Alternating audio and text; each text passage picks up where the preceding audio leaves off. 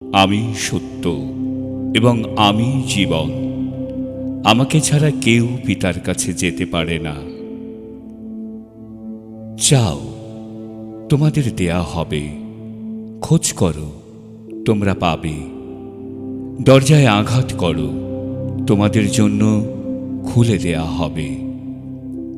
তোমরা প্রথমে তাঁর রাজ্য ও তাঁর ধার্মিকতার বিষয়ে চেষ্টা করো, তাহলে এইসব জিনিসও তোমাদের দেওয়া হবে।